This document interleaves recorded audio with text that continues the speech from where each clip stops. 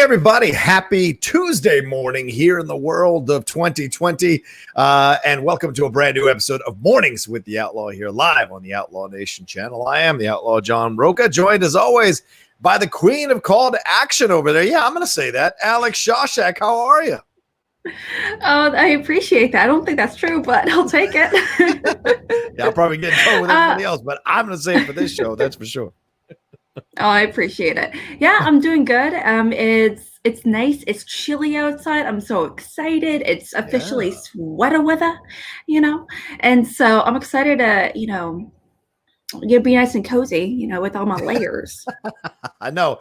I'm a big fan of layers too. I miss it on the East Coast. I love layering up. Come out the West Coast, it's only deep into the winter, and then occasionally every few nights in January you get to bundle up.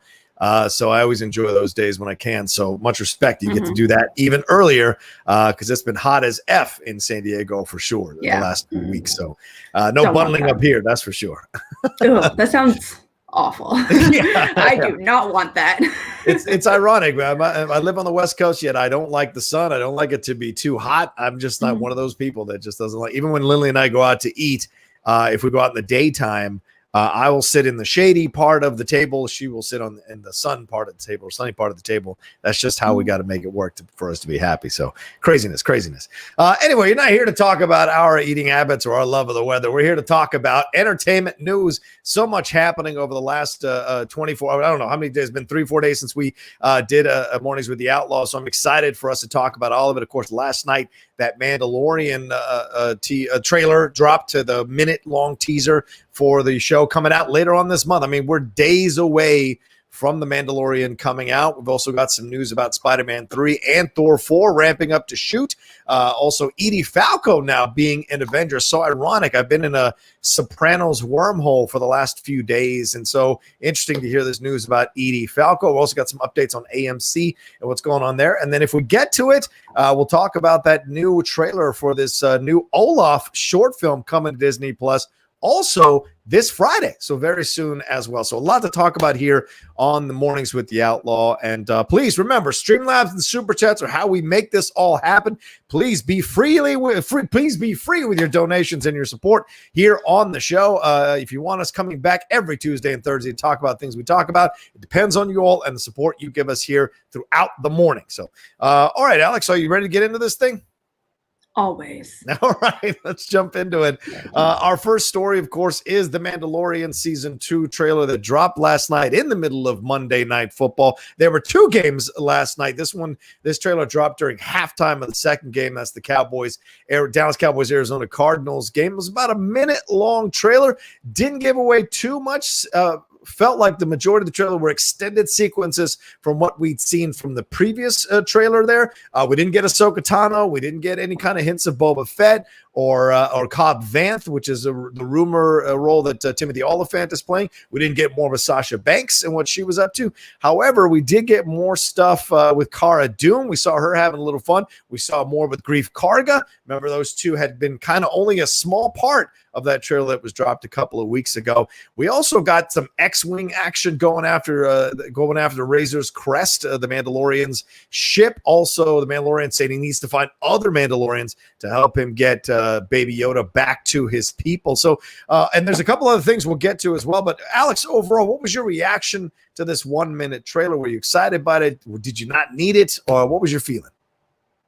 When I saw this, I actually saw this 3 times back to back, just because I was like, what am I missing? Because I've seen this 3 times now, and I feel bad because I'm still not super excited. Wow. No, I say that because I'm excited to see the show. Obviously, I really loved it. Oh my gosh, it's so good. Right. It's by far my second favorite Star Wars movie situation. But at the same time, they didn't show anything new, anything much, and there was a lot of love towards Gina Carano. So I was like, I don't want to see her face, but whatever. I was surprised to see how much screen time she got for this teaser. Mm-hmm. Yeah, she did get more. Of course, she's flying that ship and knocking those stormtroopers out of the way. But we're getting Mando kind of playing both, or kind of playing in the middle here, because you're seeing X-Wings go after him. You're seeing TIE fighters go after him, stormtroopers. So clearly, just like a bounty hunter, he does not pick a side in this fight. His thing is about getting Baby Yoda back home. That's what the armorer has told him from the end of season 1 into the trailer that they showed a couple of weeks ago into this one, this idea that he has to bring Baby Yoda back to his quote-unquote people. We don't know if that means other Yodas or other Jedi. It's tough to tell at this point, but we got a little bit of that. We also got in the trailer, let me see here what I got. It's the Mithril, that guy that they broke out, or that the Mandalorian captured in the first episode of the first season. He apparently, they're breaking him out, it seems like, from the trailer. You see him pop his head in between Greef and Cara Dune there when they're in that ship towards the end of the trailer. So what does that mean? Does that mean we're going to get him coming back to be a part of this as well? That could be a lot of fun. I think it's Bobby Moynihan who played that character, if I'm not incorrect. Let me see. Let me take a look here. But what do you think about seeing that character coming back? Because it was such a fun part of the first episode of the debut episode of the show. Was it cool to see him coming back and being a part of this as well? Yeah, absolutely. I thought it was really fun. Or I think someone in the chat is saying Horatio Sands. Oh, Horatio Sands. Sorry, yes. Horatio Sands. And I love Horatio Sands. I miss him from my SNL days. I was like, oh, my dude. Yes. So he's pretty fantastic. It's definitely exciting to see him come back. Something that the Mandalorian, I don't say it desperately needs, because it doesn't, but it's always nice to have a little bit of comedy. A lot of our favorite dramatic moments are the drama is emphasized because of the great moments of comedy and things like that. And so characters, and really interesting characters, and kind of situations like him are always fun to have on screen, and especially interacting with someone so stoic as the Mandalorian, so it's like a really great balance there. Absolutely. And there's also some hints here as you're watching this trailer that he's going to run into Boba Fett, the idea of having to find other Mandalorians, and maybe he's going to break some kind of code here. And so maybe these other Mandalorians go after him. Maybe Boba Fett goes after him. Maybe Boba Fett, he is a bounty hunter, gets assigned to go get Baby Yoda. So maybe that's a situation too, where he gets to fight off other Mandalorians to protect Baby Yoda. Because remember in season 1, the Mandalorians came to his side to protect him and what he was trying to do, and saving the baby and taking off, saying this is the way. But maybe there are other Mandalorians who are not a part of that area of Mandalorians that we got to discover in season 1, who want to who get paid to go get this cargo, and they don't care about the political things or the human things or the humanistic things or any kind of or species things, what have you, and want to go get the Baby Yoda at Mando's expense. So that could be something as well. We could see him fighting up against Boba Fett toe to toe. We didn't see anything of Sabine Wren or possibly Bo-Katan, of course, both rumored to be in season 2. So did you like that we didn't get any of the surprises, any of the characters that were rumored to be here popping up in season 2, and them basically leaving it for the show for you to discover? Did you like that? I personally did, just because, keep in mind the announced date that's going to be released is going to be on October 30th. So 10 days away. Yeah. So, I don't want any real big reveals like right before I watch it. If it was like in 3-4 months or something like that, that'd be one thing, but that's not the case. And so, I'm like, maybe I can struggle a little bit, but at the moment I see Boba Fett on screen, I'm going to do like the Boba Fett rap. I'm like, Boba the Fett, my backpacks got jet. I'm going to start rapping the whole thing the moment he pops on screen. I'm super excited. It's going to be so annoying in the house. Well, also another thing that was really interesting to watch when you look at the trailer is the jetpack. He's got his jetpack, and he says, "Here we go." Got jets. Yes. I thought that was awesome to see him having a jetpack, jumping off the cliff, flying down there, having a little fun. Exciting to see that overall. So yeah, I liked it. I mean, for a first minute trailer, they got you back into the feeling it's good enough. Do you know what I'm saying? We don't need to see any more. There'll probably be 30-second TV spots or whatever, but I don't think we need to see anything else. Like you said, we're 10 days away. Everybody who's going to watch this is going to watch this. If you're on the fence, you're probably one of 10 people in the entire world who's on the fence about whether you want to watch The Mandalorian or not. So I don't think any trailer is going to talk you into it. And to be honest with you, they don't need you. They're doing just fine with the amount of hoopla and hype around this series that enough people are going to watch for sure, probably blow the ratings doors off this thing for Disney Plus. And we do know, Alex, as we talked about last week, Disney trying to focus more on Disney Plus, more of their streaming content, more. So, there's going to be a lot of things connected to The Mandalorian. Rumors now that Cara Dune might get a spinoff, which I don't know how people feel about that. Obviously, some people don't like that idea. Some people might like that idea. We'll see how that plays out. But this seems to be, she and Grief Karga seem to be a more, how can I say this, a more active part of season 2 than maybe they were in season 1. So we're certainly seeing that. Yeah. Absolutely. I can't wait. It's, when it comes, for me, more is more. I think my cat agrees with me here. If you can't see her, she's right here. Oh, hi. Yeah, she agrees with me. Hey, girl. But yeah, so it definitely, when it comes to a lot of this content, more is more. Obviously, they're not exactly needing a ratings boost, obviously. True. But also, when it comes to ratings and things like that, that's one of the things that we have no real determination of right now. We still have a hard time, even with the, we've had streaming services and everything as awesome as they have been, and all that's so great. And, Disney's refocusing on streaming, fantastic, cool. But we can't really tell realistically, like, how many people are actually have watched, so much, and what does that mean? How does that translate? Things like that. And, obviously, if we're getting the stats and everything from Disney or Netflix, Amazon, whatever, they're going to change those numbers to make them look good. Yeah. So it's all kind of wishy-washy information. When I hear streaming services talk about ratings, I'm like, that doesn't mean anything. Like, what are you talking about? You make an interesting point, that's for sure, Alex. This idea of that, can they kind of manipulate the numbers? Remember, Warner Brothers with Tenet didn't want to release the numbers at all for its box office after the first weekend. They did eventually relent, but we do hear that, and then Netflix hides its numbers for such a long time, occasionally releasing some numbers when they feel like it. Maybe the same situation applies here with Disney Plus as they become more focused on streaming. How open will they be with the numbers, with the ratings, with all of that to kind of either drive up subscriber growth or hide it to drive up subscriber or to maintain subscriber growth? Who can say? Certainly this is a whole new playing field, and there's going to be a lot of interesting things that happen down the road. But this is a positive overall, seeing this thing for a minute, having a little fun, watching and play both sides.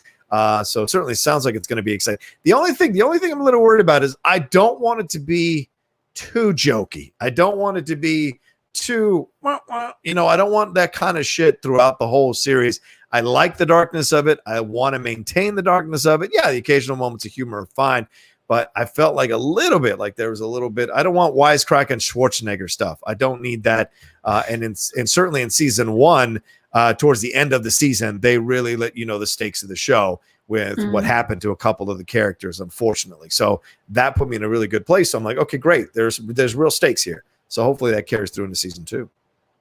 I totally agree. One of the great things about Mandalorian is that how great with its tone it is right now with the first season. It's a sci-fi Western, kind of really great situation. Mama bird finding its baby bird. Cool. Awesome. I can't wait. I love it. Love it. Love it. But there's there's moments where it's funny that's only funny because the scene or the episode is so dramatic. So these itty bitty moments of hilarity essentially are just emphasized that much more, even if they're not that funny. So I honestly don't think it's going to be an issue. There's a bunch of, there's also a handful of other comedic actors that were in the first season as cameos that didn't really have, any, we assumed going in and be like, if you're going to cast this comedian, you're going to have him be funny on screen, right? That's not always the case. Obviously, Horatio Sands, I love the dude, but that doesn't mean he's going to be a super duper jokester, from the get-go. He might be just like some of the other comedic actors we've seen in the first season where, hate to some of the actors, they just died, you know, like 2 minutes after being introduced, even though they're great, but still. Yeah, that's a fair point. And we'll see. I mean, we'll see, certainly. And I'm sure there'll be some guest stars and some interesting casting because they've only released so much of the cast list. So we'll see. We'll see. Hopefully, you know, we know Bill Burr's coming back. I don't know if Amy Sedaris is coming back, but we'll see if they work that in a little bit better this season. All right, let's hit some Streamlabs. We've got some Streamlabs that have come through. Keep sending in your Streamlabs. You see the address there right above, is it my head or Al? Yeah, right above Alex's head there. Also, if you need the address, it's in the description as well. If you want to just take it off the address and send in some support for the show and for the channel and for what Alex and I do every Tuesday and Thursday morning here on Mornings with the Outlaw. All right, Andrew G donated first. He said, my favorite part is when all the little nerds bitch on Twitter because they had to watch half a sports game for a 1-minute teaser with no shots of big new characters. Ha ha ha. I love it. As if they'd actually show Ahsoka if she's actually in the show. Yeah, Andrew G brings up an interesting point, Alex. I saw my co-host for the Jedi Way, Laura Kelly, talking about this too. A little bit of a Palpatine gif on Twitter today saying, wouldn't it be funny if Ahsoka Tano doesn't show up at all this season and that Rosario Dawson is playing a completely different character? That might drive people insane. Do you think that people would be upset? Do you think that people would be mad about it? Or do you think Star Wars, do you think they'd risk trolling Star Wars fans like this? That would definitely be a dangerous game to play, obviously. And I say that as someone that's not part of that community, but I can definitely be like that. They take things seriously over there, obviously. And so I definitely think it can be, if that's something that they wanted to do, that would be a very interesting PR route to take. You know, if they decided hypothetically that they wanted it to be like just deviate from the original plan or whatever the situation was and be like, psych, you know, I feel like some people would be a little pissed. Yeah. You know, from all the fan art and everything that created, they were like, it's not happening. What the heck? Yeah. So, you know, I'm excited to have her in the season. I just hope it's going to be more than a blip, or maybe it's going to be like her and Timothy Oliphant's character. It's just going to be like a smidgen at the very end. It's going to be like more of the focus in the third season. Who knows? Yeah, true. Andrew follows up his thing by saying Ahsoka, Katan, Rex were not confirmed by Lucasfilm Disney. Yes, we know that, Andrew, because if they're part of the show, they're supposed to be a secret and surprise. Correct. You're absolutely right. And you're right to say if they're part of the show. That's what Disney did not confirm any of that. It's all rumors through sites like Variety and THR and Deadline and what have you that are reporting that these are the characters that will be showing up. Certainly the Hollywood Reporter article blasted out the fact that Ahsoka Tano was going to be in there, and that Boba Fett, that Tamora Morrison was coming back, of course, played Jango Fett in the prequel trilogy that supposedly he's coming back in this season and playing Boba Fett. So we don't know. We shall see. I think if you risk trolling the Disney fans like this, you're in some deep trouble. I think that trolling like that is for a YouTube channel, not for a huge conglomerate like Disney, who is saying they want to focus harder on their streaming stuff. And if they're making these kinds of changes, the last thing they want to do is piss off their subscribers by having these articles come out and not completely stopping that news from happening by saying, no, she's not in the show, or blah, blah, blah is not in the show, and risking the ire of the fans for sure. All right, let's move on to a couple of Streamlabs. While I'm doing that, just want to remind you all, we got 128 y'all watching us live. Thank you so much. But we only got 40 likes. So please hit that like button, move that cursor button over there, or the mouse rather over there, hit that thumbs up button. Get us over 100 likes as soon as possible as we move through all our news stuff for the day. All right, Ben Rayner donated. Thank you, Ben. Very kind donation. Says, hey, Rocha and Alex, hope you're doing well. Do you have a movie or TV show that everyone hates that you love? Also, reverse, do you have a show or movie that everyone loves that you find okay? Doesn't have to be bad necessarily. All right, what do you say, Alex? Do you have a movie or TV show that everyone hates that you love? Yeah, right from the get-go, I would have to say American Gods. I love American Gods so much. I can't tell you how many times I've seen American Gods. I love it. So, but also I understand I'm completely in the minority. There's a reason why there's only 2 seasons, which hurts my heart. I love it so much. I love everything from the casting to the characters, the visuals alone. Oh my gosh. I love it. But if we're going to talk about other shows that everyone loves and I really, really dislike. Yeah. Walking Dead. Wow. Okay. After like the second, third season, it just, because I loved like the first season, but after that, it just got too much, I guess. And I just didn't like it as much. And I felt the way they used like some of the characters, I was like, dude, really? Yeah. Why fridge for no reason, but whatever. So, just, things like that. Okay.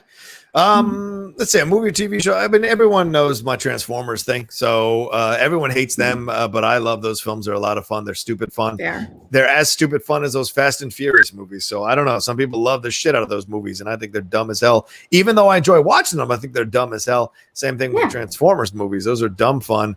But people seem to hate those more than they hate those Fast and Furious movies. Can't explain it. But also there are movies like Hudson Hawk. I love Hudson Hawk. I love A Million Ways to Die in the West. I'm probably one of the only people that enjoys that Seth MacFarlane Western movie for some reason. So ridiculous. No, I mean, look, it's nuts. But for whatever reason, the mustache song, everything, I just really enjoy it.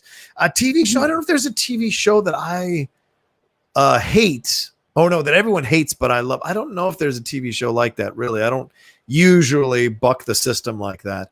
But those are the movies for sure. Do you have a show or movie that everyone loves that you find okay? Everyone knows about the Lord of the Rings stuff, but I don't know, a show? Yeah, It's Always Sunny in Philadelphia. I don't get it. I've tried watching Schitt's Creek as well. I have tried watching both of those shows, multiple episodes. I just don't understand why people love either one of those shows as much as they do. They bore me to tears. I don't think they're funny. And someone said to me yesterday on SCN Live, well, do you like Arrested Development? I'm like, yeah, because that's funny. Arrested Development is something I can understand, whereas Schitt's Creek, I don't really understand. I don't really care about them. So I don't know why I don't get it as much as everyone else does, but I just don't. And I tried multiple episodes. It just doesn't work for me. I find myself smiling maybe once in 3 episodes, and that's not a good thing for me. All right. Go ahead, Alex. What were you saying? Oh, no, I totally agree with you. I can't stand Arrested Development at all. Yeah. Like I actively can't stand it. It makes me physically uncomfortable to watch a lot of the scenes. Yeah. Where it's like where the mama, she's like, I don't care for Job.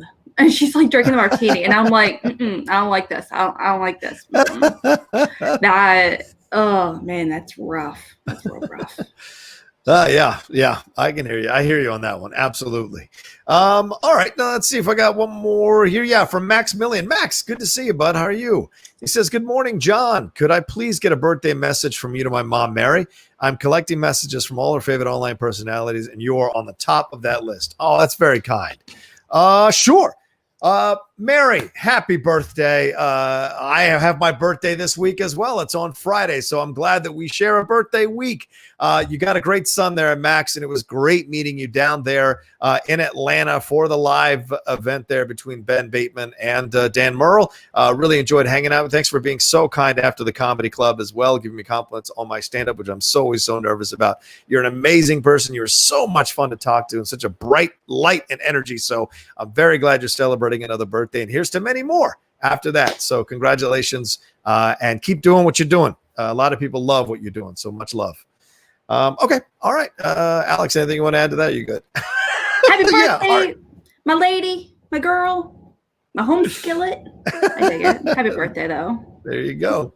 All right, let's move on to our next story. And please keep those Streamlabs and Super Chats coming in. Haven't seen too many Super Chats. We've only gotten 3 Streamlabs, so keep supporting the show. You know, if you want us to keep coming back and doing this every Tuesday and Thursday, it's through your Streamlabs and your Super Chats that we're allowed to make this happen here on the Outlaw Nation channel. All right, let's move on to our next story here, Alex. And that's to do with Spidr-Man. Spidr-Man 3 has apparently begun shooting or filming already in New York City. New York City. Yeah, New York City. Sony Pictures Executive Marketing Director in Brazil, Camila Pacheco, reportedly revealed, and this is coming to us via Murphy's Multiverse, that the film is still tracking for its December 2021 release date. That's next year, and that we may get a first look featurette as early as this December on about Spider-Man 3, and photos are already popping up all over social media with signage in Queens, New York. And the film's working title is Serenity Now. Of course, this also features Zendaya and Benedict Cumberbatch coming back as Doctor Strange. And it was revealed Jamie Foxx in some way coming back as Electro. Remember, Jamie Foxx's Electro was part of Andrew Garfield's Spider-Man universe. So having been crossed over led to a lot of speculation that we're going to get Tobey Maguire popping up in this thing, Andrew Garfield popping up in this thing, Kirsten Dunst maybe popping up in this thing, Emma Stone maybe popping up in this thing, with the multiverse of madness being connected to possibly Spider-Man with Doctor Strange and WandaVision and all of that. So first of all, what do you feel about the fact that they're already starting to shoot in New York City when New York City is not really out of the woods necessarily with the pandemic or with coronavirus, and we're seeing so many spikes going on in other states in this country? Do you think this is a safe thing that they're doing? And we just heard Alex a few days ago or a few weeks ago how the Batman had to shut down production because Robert Pattinson got COVID. So what's your feeling about this? Are you excited or kind of trepidatious about it? I'm more excited, to be honest, personally. Okay. It's going to vary place to place, obviously set to set. And I just keep thinking with every time they, set up and, shut down temporarily, it's really going to be a learning curve for, all these sets. So so I wonder if they're going to be like, hey, F it, we're just going to pause. We're just going to pause everything and start shooting next summer or something. I don't think that realistically is going to be doable for everyone involved cast wise. So, and a lot of people behind the scenes. So I guess they were thinking to themselves, hey, we got to actually get going. Yeah. We got to delay it by long periods, unfortunately, or we have to start, getting to it right now. And then if something happens, unfortunately, we'll take it as it comes. But, we got to get the ball rolling on these. Yeah. Yeah, absolutely. And, you want to see it happening. You hope they're taking all the right steps for it. You hope they're putting everything in motion. But what's your feeling about this, Alex? Let me get your thoughts on this. Do you like the idea that the possibility might? We've seen some other sites reporting that these contracts have been signed. Nothing credible has been cited. Disney has said they have not said yes or no to the situation. They've just said some of these we're not validating in these things happening, but that doesn't mean it's necessarily a no. So would you want to see Andrew Garfield? Would you want to see Tobey Maguire coming back as Spider-Man in a Spider-Man 3 situation? Or do you think that's kind of boring? Boring is not the word I would use under any circumstances. Okay. I think they're all really great. And I do think, I feel like it could be really, really great. However, I just have a hard time visualizing how it could be done effectively. Into the Spider-Verse is by far my favorite Spider-Man movie. Yeah. It's amazing for 1,000,001 different reasons. And it really showed how you can go into the multiverse without it being ridiculous or stupid. Actually showed how you can actually make it really fantastic, and so many amazing people involved in that movie in particular. But I have a hard time seeing that translate to the MCU, but I've been proven wrong. Clearly, I've eaten my words numerous times. When I saw Avengers Endgame for the first time, when they were getting all the stones, and Tilda Swinton's character, she's like, dude, all the multiverses, that creates another timeline, blah, blah, blah, blah. And I'm like, what? Again, I've been proven wrong just because, especially, I'm not in the movie business personally. I'm just a small town St. Louis esthetician. So, no big deal. But it just comes down to, I don't have the visual abilities to kind of visualize this effectively in a way that looks cool. Right. So as a result, I'm looking at this and I'm like, that sounds so stupid. Yeah. Yeah. Keep going. But I think it's cool. I like the idea if I'm like, Andrew Garfield, he's such a great Spider-Man. Him in particular, horrible movies, but him individually is great. Right. And so they have all these moments that I don't. What? Yeah, I get it. I get people's trepidation. Absolutely. Andrew G saying, I think the reason the multiverse works so well in Spider-Verse was because it was an animated film. That's certainly the feeling I have with this situation as well. I totally agree with you.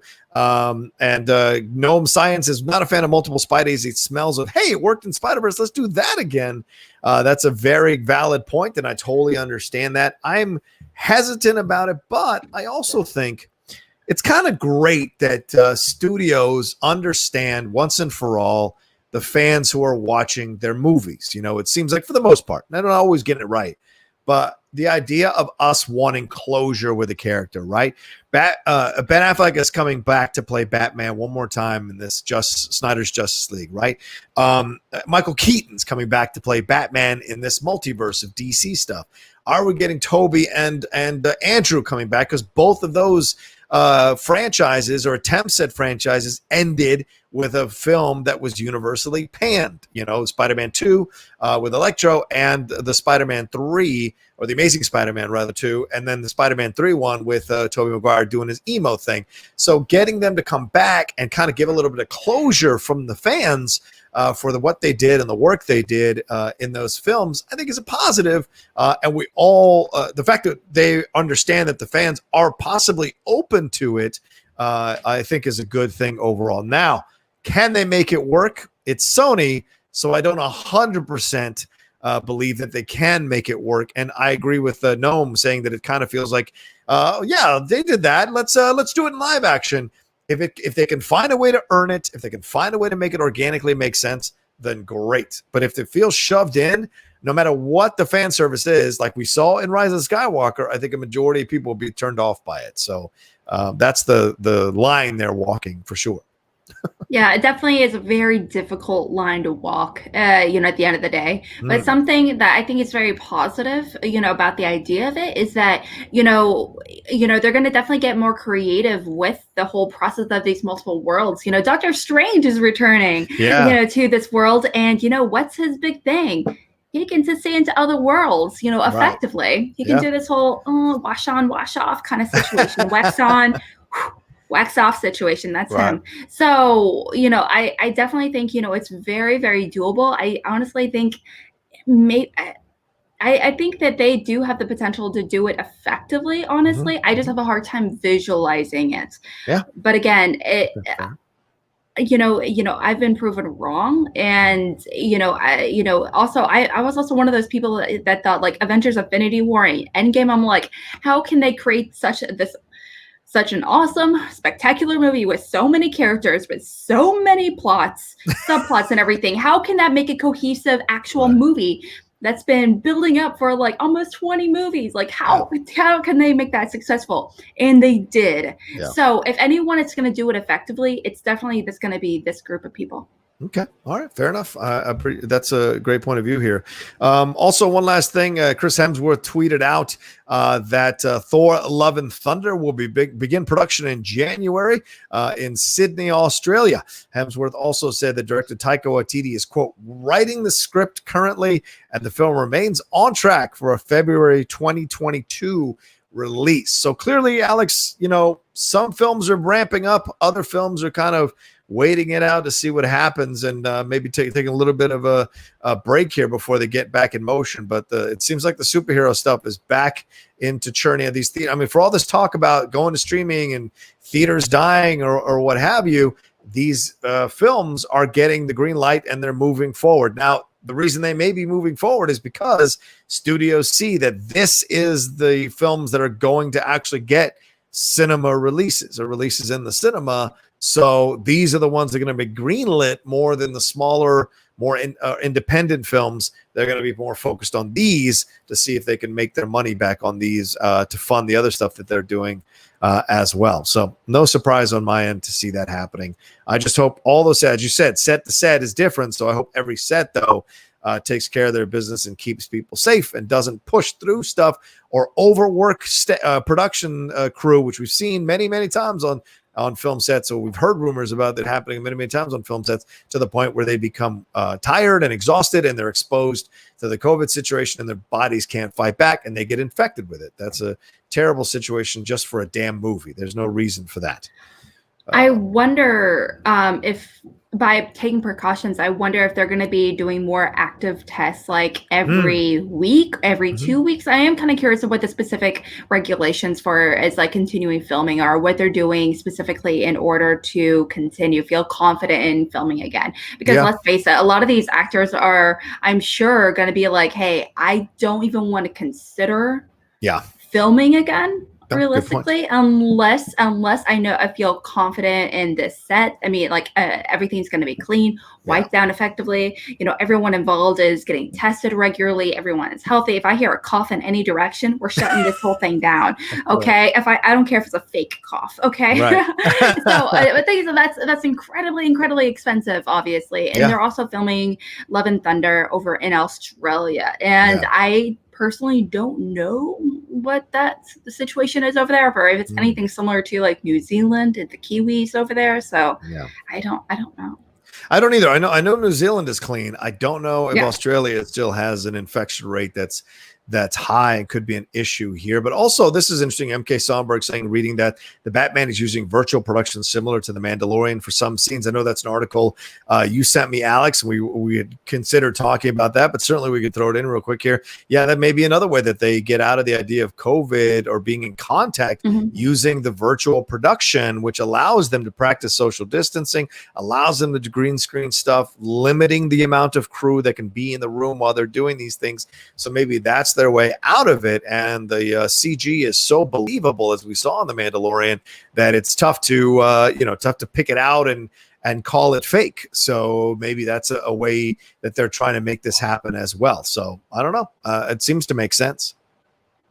Yeah, they're going to do the best that they can, honestly, but it's just going to be a lot of trial and error as far as like trying to pick things back up again. So there's going to be a lot of pros and cons. There's going to be a lot of mistakes, and they're not going to be able to have the opportunity to make those mistakes until they get the ball rolling again. Right. I agree.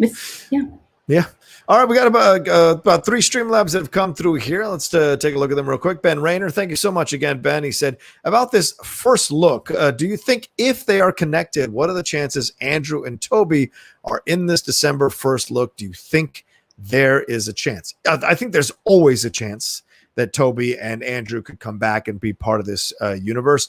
I think they wouldn't necessarily spoil it in a first look before they announce it. I think that would be dangerous to do that before they announce it. You want to get them a chance to speak about it or tweet about it. So you build up the hype. Then if you were to include them in the first look, then you get the screen grabs and people going insane.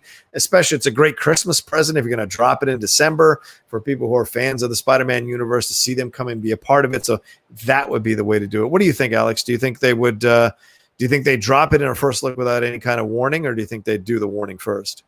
Hell nah. To be completely honest, I mean, I was thinking, honestly, if we're going to get a first look on any, new character in particular, we're going to be lucky if we get, Electro, honestly, get a nice, focus on him and being like him walking out of the portal or whatever the heck they do. Yeah. And being like, yeah, bro, this is going to be my new hometown. What's up?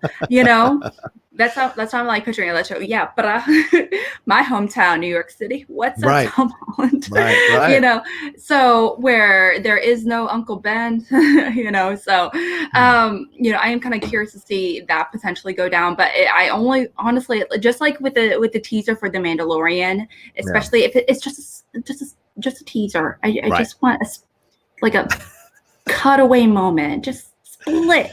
Half millisecond situation. I don't want a full-on 3-minute teazer. That's not a teaser. Yeah. Well, the other part of it too is that I don't know if I've seen anybody talk about this, and maybe I haven't watched enough of these breakdown shows or whatever. But if you start opening the door to the possibility of multiple Spider-Man showing up because of Doctor Strange, who is attached to the MCU, then if he can open portals to separate dimensions where different Spider-Men exist, then why couldn't he open a portal to different dimensions where a different Iron Man exists, a different Captain America exists, who are still played by Robert Downey Jr., still played by Chris Evans? All of that now comes into play. Or maybe there's an Iron Man universe where it's Gwyneth Paltrow who's Iron Woman, and Robert Downey Jr. is the guy running Potts Incorporated, whether it's Potts Industries, and it's Robert Downey Jr. who's on the board of executives, and he doesn't use superpowers, doesn't use a suit or anything like that. He's just an executive. That's certainly possible. Like, right? Yeah. Well, I'm just saying an executive. You say, what if, the what if situation, we saw that the what if's going to come out in the animated one with Haley Atwell as Captain Britain. Couldn't we open a portal? Well, Haley Atwell comes back to play Captain Britain live action with Steve Rogers being just the guy she's in love with. That's a possibility as well, So all of these things start to open up if you open the idea of portals. That's why you've got to be really, really careful with how you do it, because it could be a plot device. It could be a convenient thing that you're doing. And I think fans will read that and be turned off by it if you don't do it in a way that's organic and earned. And so it's kind of an interesting roundabout way to keep Tony Stark, keep keep Tony Stark, keep Captain America, keep Robert Downey Jr., keep Chris Evans possibly coming back down the road if there start to be trouble with Marvel. Let's say they release some of these films and they're not as good as the first 3 phases. Maybe there starts to be a call from the intelligentsia over at Disney to be like, hey, we need to bring back Robert Downey Jr. We need to bring back Chris Evans. How do we do that? So there's always that possibility, which is unsettling, but there's always that possibility. So I hate that idea so much. But I'm not wrong, right? No, absolutely. You're not wrong at all. That's what makes it so really, really, if you have a hard time visualizing this really being effective and not being used as a convenient plot device, honestly. I feel like Spider-Verse is the exception to the rule, essentially. The thing is, what I loved about Endgame and Infinity Wars in particular is that there is this real sense of finality to the entire movies because of the really, really great deaths and we're done with the characters. We're absolutely donezos. Falcon is essentially taking over as Captain America. I want that so much right now. I cannot wait. Morgan potentially, growing up to be, training to be, something like a Iron Man situation. And, that thing is, they had such really, really wonderful endings. Robert Downey Jr., he's not coming back, but, he's not coming back. I don't know. But Chris Evans has been adamant saying, I don't even want to do it. I'm not going to sign any new contracts. He's done. He is actively trying to do a lot of new projects and characters. That's why he did Knives Out. He's trying to do more directing, producing, things like that. So, once you open the door, yes, you just got to be really, really careful about it. And you don't want to ruin the really great legacy that these characters ended on. It would suck if Robert Downey Jr. they were like, hey, we need Robert Downey Jr. to bring back ratings again. Right. Why would you ruin such a great death and legacy of a character just for a ratings boost, dude? Come on. And I get what you're saying, and I see Zayas B. Lou saying, Evans is donezo. Look, they all say they're donezo till they see the figures on the check. Everyone's done till you see the figure. Look at how many shows have come back that we had canceled years ago. Roseanne, now the Connors, obviously. You see these other shows that have come back. Hell, West Wing got reunited for a stage reading of one of their shows. So anything is possible. Look, if they bring back Tobey Maguire is coming back. So anything is possible here. Once you look at the zeros and they back up the dump truck, all of a sudden you reconsider certain positions. I'm not saying they will, right? Certainly Chris Evans is a man of principle and you really respect the gentleman, but maybe if they come at him with a really incredible script, it might be fun for him to do that and to play second fiddle to Haley Atwell. So it's her story. I think Chris Evans would see the positivity in that and uplifting a woman lead in a superhero movie, and which is still kind of, rare. We've only seen 2 or 3 examples of that. So it would be, I think, in service of that possibility. I think Chris would be conducive to that, be open to that possibility. Robert Downey Jr., hey, maybe there's a way, if we're talking about closures, maybe there's a way we open up the door to Terrence Howard coming back to be War Machine or to be Iron Man in a separate universe. Haskell mentioning the fact that we could get alcoholic Tony Stark Iron Man, which we haven't touched on at all in the MCU at this point. That could be an interesting thing to explore as well if you want to put closure on all of this. So I think there's a number of possibilities that we can open up the door to here if we do this, but you have to be careful with how you do it and how it fits in the overall universe of what you're creating. So yeah, just an idea, throwing it out there. Yeah, right, exactly. Lewis Cox. If Dexter is coming back, which I don't know who was asking for that, then anything is possible, I guess. So, all right, we got 185 of you all watching us live. Please hit that like button and leave a comment, and jump into the chat and talk to people. If you're watching us after we've done the show live, leave a comment, leave a like. The more comments and likes you leave, it elevates the visibility of this show. All right, 2 more Streamlabs real quick, and we'll move on here. Andrew G said, I hear the Batman will use the tech from Mando. We talked about that, shoot some scenes. That's exciting. I believe Taika will be using it on Thor 4 as well, I'm sure. The future of filmmaking, they really changed the game with that virtual set. Cheers to Favreau and the whole crew there. Absolutely. And another one that Andrew G sent in, he said, I'd love to see Garfield back in his own film. Andrew Garfield back in his own film. Not as another mentor for Holland, who I feel hasn't proven to carry a Spider-Man film on his own.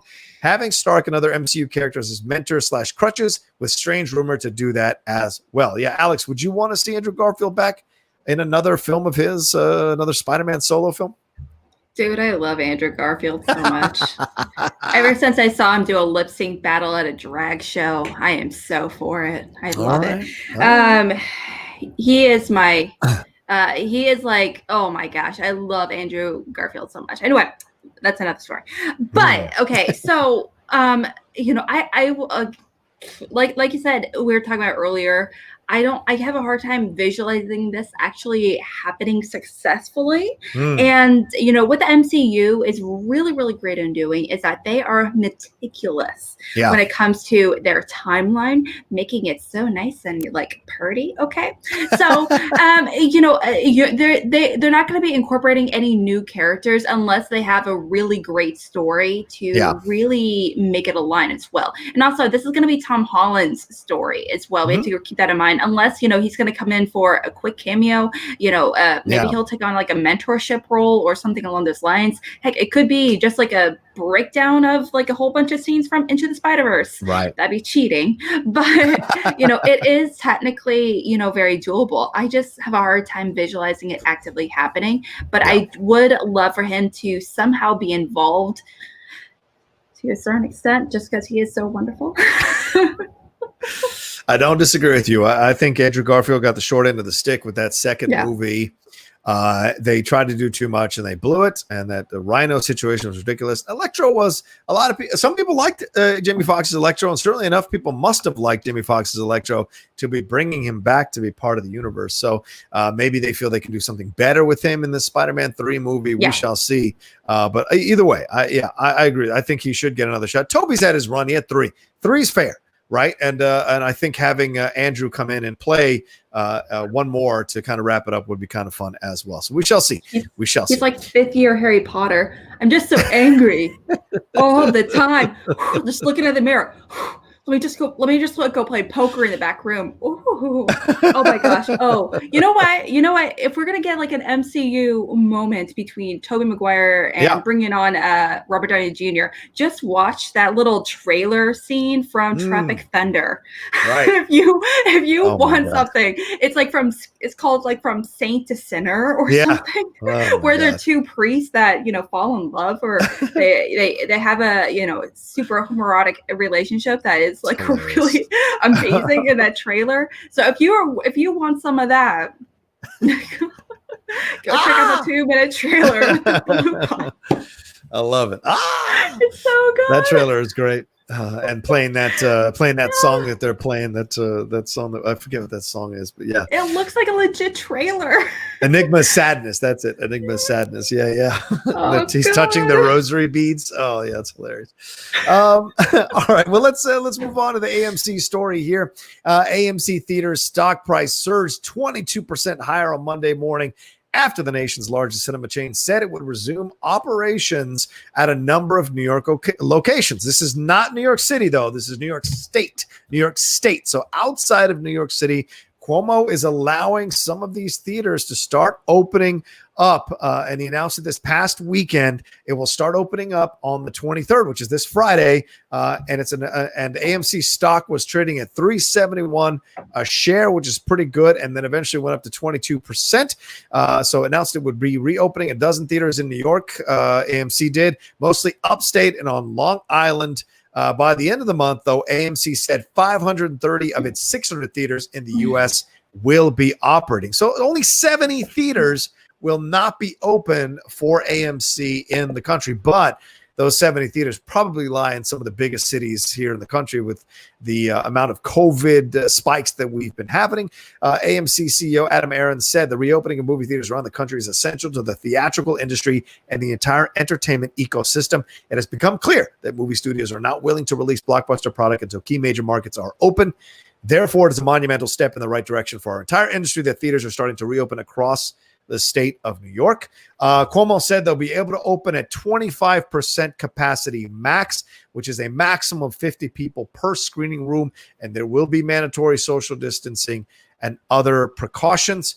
AMC, this is interesting news because AMC said it was going to run out of cash by the end of 2021. And you know that Cinemark also enjoyed a healthy jump on Monday morning with its stock increasing 10% because it's also ramping up to open up theaters as well. But this morning on Variety, Alex, real quickly, AMC plans to sell 15 million shares and warns investors of Chapter 11 bankruptcy if it does not obtain additional sources of liquidity. So you look at this whole story, Alex, it seems like there's a lot of moving pieces here, a lot of, a lot of unknowns. Yeah, opening up these theaters are great, but that doesn't mean people are going to come see movies. And if you see that the numbers aren't coming and there isn't new product to put in these theaters, that's great that they're opening, but how many people are really going to go risk their lives to go see The Dark Knight again or something like that in the theater and possibly catch COVID? And if they see the numbers are down, why would you invest in AMC if you see that there's no potential for them coming back? Even though these films are ramping up to shoot, we won't see any of this stuff until next year. So what does this overall tell you about AMC and their, their viability as a theater chain at this point?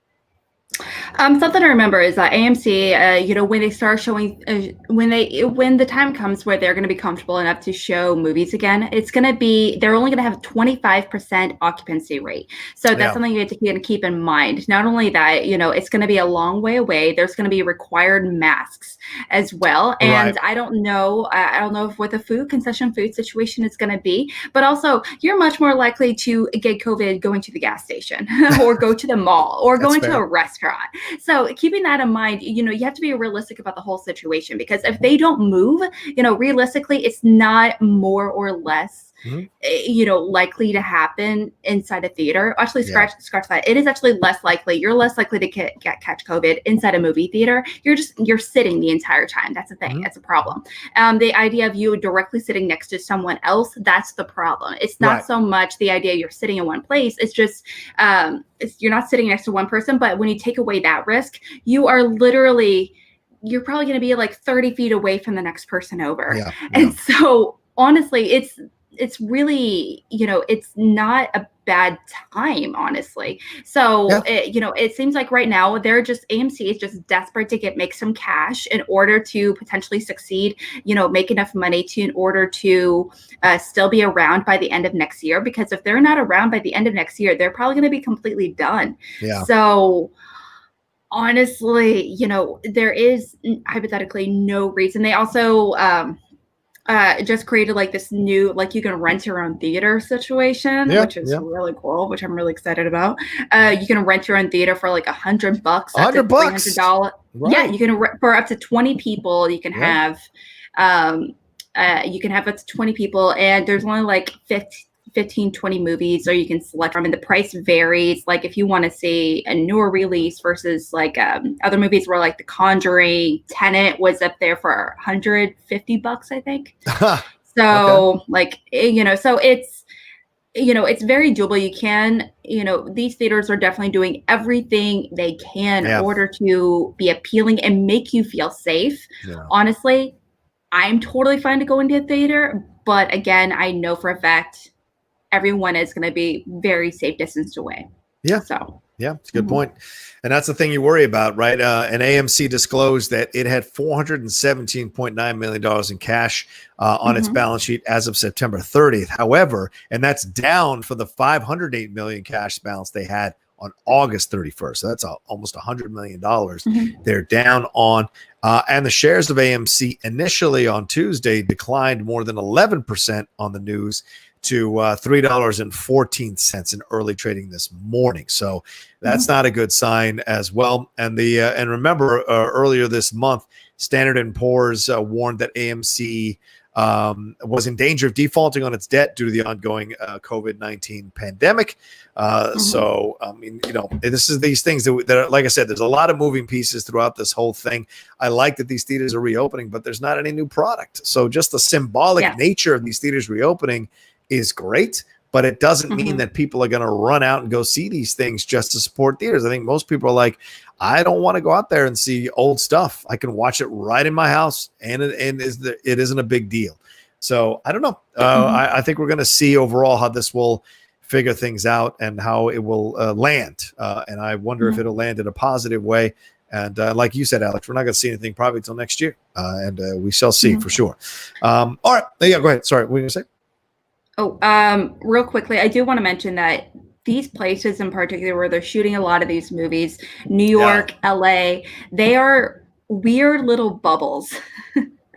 I do want to point that out because, everything that's going on in LA, San Francisco, things like that, these real big cities, they're not what's happening around the world. It's, obviously being here in St. Louis is a very different situation from Chicago versus any small town Iowa, and so we can't really compare all of them the same way. So we can definitely close theaters like in LA, things like that. That makes complete sense considering a lot of people are being ridiculous and they're crazy populated areas. But in some places where there's like not even 2,000 people total in a town, you don't have to, I don't know if you have to necessarily close down their theater necessarily if they don't even have any confirmed cases. So it's definitely kind of a weird situation overall. So I don't know if we can apply the same rules for everyone. Yeah. And AMC said in a new filing, this is something to put away in the back of your mind here for everyone who's watching and listening, and for you, Alex, as well. In the event the company determines that these sources of liquidity will not be available to it, which is what they're asking for, these sources of liquidity, they need them, or will not allow it to meet its obligation as they become due, it would likely seek an in-court or out-of-court restructuring of its liabilities, meaning AMC, and in the event of future liquidation or bankruptcy proceeding, holders of the company's common stock would likely suffer a total loss of their investment. So when you hear that, and they're saying we will require significant amounts of additional liquidity, and there is substantial doubt about our ability to continue as a going concern for a reasonable period of time, holders of our Class A common stock could suffer a total loss of their investment. So I think essentially what they're trying to say is, hey, come and save us, and if you don't save us, those of you who put money in, you're going to lose everything. So maybe put more money in to try to maybe take a chance that you'll get some of your money back. So it's an interesting tact to take. But if I was an investor, I'd look at the situation as a massive write-off if I could and just move on to the next thing, because it seems kind of dangerous to throw good money after bad. That just doesn't make sense for me, to be honest with you. So anyway, all right, let's move on to our last story before we wrap the show up. Please keep sending in your Streamlabs and Super Chats. We can read them at the end of the show as we wrap this up. So our last story is about Avatar. This dropped here some pictures of Edie Falco. Edie Falco being in the Avatar sequels, pretty and crazy stuff. John Lando dropped a bunch of behind-the-scenes images. So did the official Avatar account, and they were offering up some new looks at the cast members who are part of it on virtual sets, production side. And we saw Edie Falco as one of these people. She's revealed as a new character called General Ardmore. She is described as the new head of RDA activity on Pandora. Of course, that means the Resources Development Administration that oversaw the mining of the infamously named unobtainium. Ribisi, in the last movie, Giovanni Ribisi played the corporate administrator for RDA mining operation that went haywire. Ribisi will be back apparently for all 4 of the Avatar sequels. So spoiler alert, he's not fucking dying apparently. And Falco joined the cast in January of 2019. And we're just now seeing these pictures. So they started shooting 2017. And they're still going on 2 and 3, and then 4 and 5. 2 and 3 didn't start filming until spring of 2019 in New Zealand, but of course we're shut down with COVID. So anyway, it's supposed to hit theaters in December of 2022, and then Avatar 3 in December of 2024, and then the rest up until Avatar 5 in December of 2028. I'll probably be dead by that point, but it'll come out Avatar 5. So what did you think, Alex, about seeing first the news that Edie Falco was in this thing, and then seeing her in her military garb? I love Nurse Jackie. That's one of my favorite shows. I love Nurse Jackie so much. I love Edie Falco so much. She's like by far one of my favorite TV actresses that does not get enough love. Which is my heart. I mean, Sopranos. Oh my gosh. But this honestly, her being involved in the movie, I knew she was involved in the movie overall, being cast, but I didn't know in what role, so I definitely can see her taking on this kind of iconic role, like iconic kind of villainous role almost, like, similar to, I can't remember his name. He was in the first Avatar movie. Giovanni Ribisi. Yeah. So I mean, like, do you mean Stephen Lang, the military guy? Stephen Lang's character. Yeah, right. Sorry, where she's kind of taken over like the new Avatar villain. Situation. I can definitely see her doing that because she 100% has the chops to take on that villainous role. But at the same time, you're gonna like it. So I'm so here for it overall. These pictures in particular, though, I think it's just to confirm that, she's being awesome, obviously on set. She's they're actually going through with it. But these pictures mean nothing. They don't show anything. It's true. They don't show too much. So they show that, she's in uniform. Wow, we already knew that. Right. Big whoop. So, there's, outside of, Edie being awesome, there's nothing more you can say about the photos specifically. Yeah. I mean, it's her looking like she's in charge of things for sure. She's a general, so that's a positive. But overall, I love the fact that she's going to be in charge. And you're right. She could play a really good hard ass, a really good villain, or she could play someone that kind of understands that what the military is doing, what these people are doing to the indigenous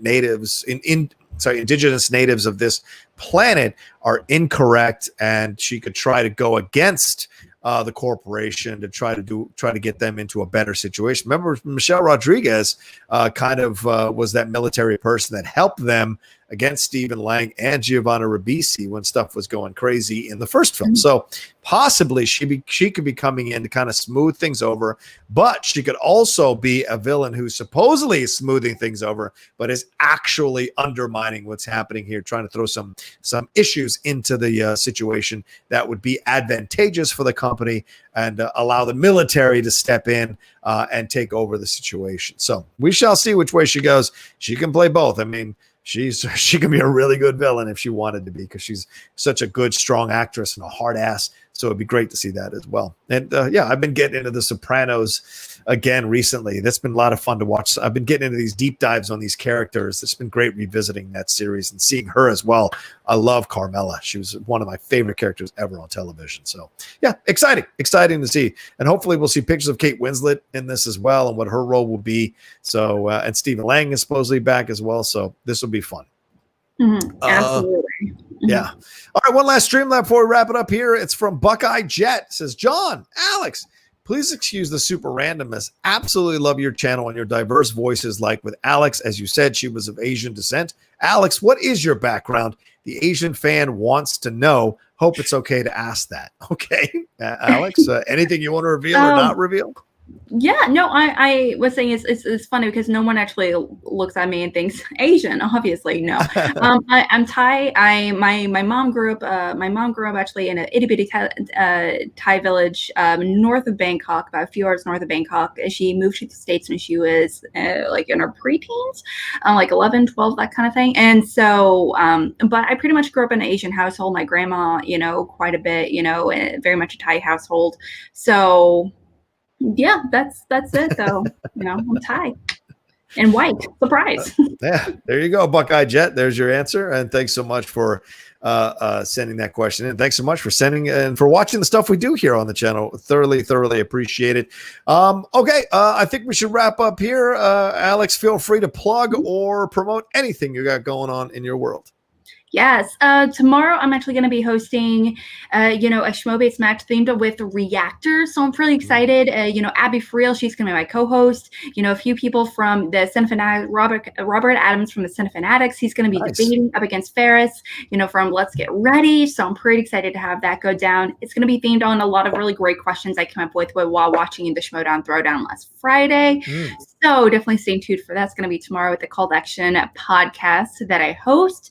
I also am going to be diving into one of my favorite horror remakes of all time, The Crazies from 2010. It is, in my opinion, one of the top 5 horror remakes of all time. So we're going to be diving into that. It's actually our first double feature with Cinema Bias. It's a show that I co-host with Video Drew, aka Drew Grant, where we dive into movies that really challenge us, as movie fans and, her as critics. And so we're going to be diving into that on Tuesday tonight at 10 o'clock Central. So definitely stay tuned for that. Awesome.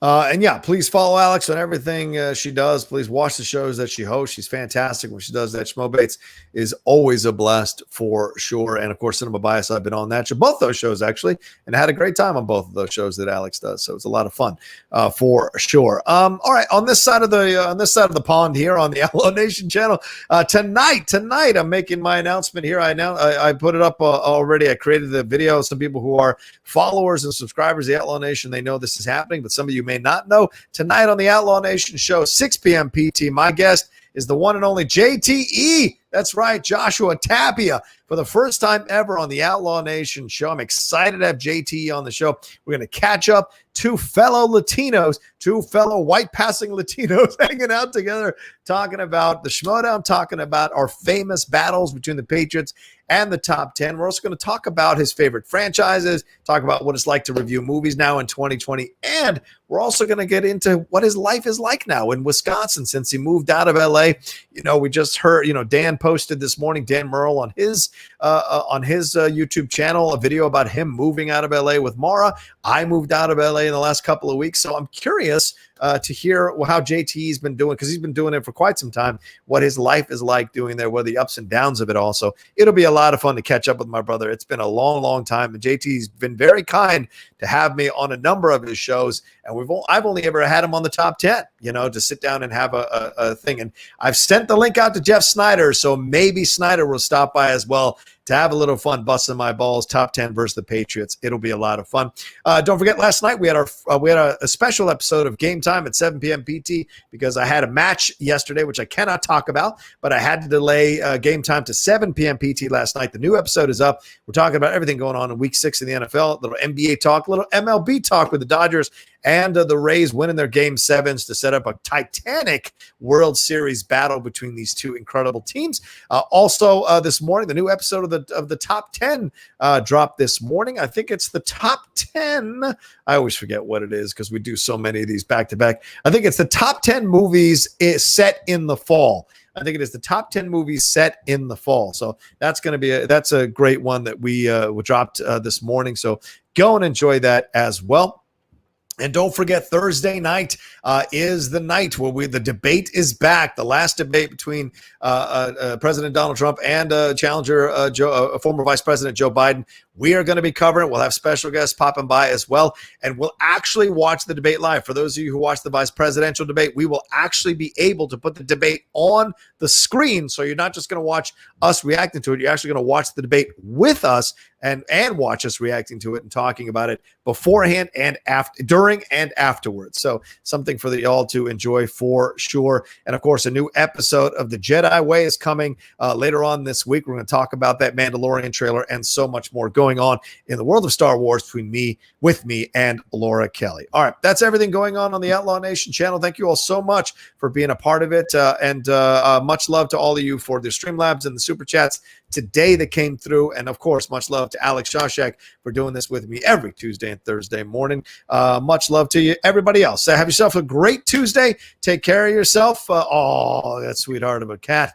Look at her. Yeah, she's right on the blanket. Oh, yeah. Oh, look at that. Oh, she wants to attack. All right, we'll get out of here. All right, we'll see you Thursday morning at 8:30 a.m. PT again. And Alex, what do we tell them? Guys, wear a mask so I can go to a movie theater again. Yes, please.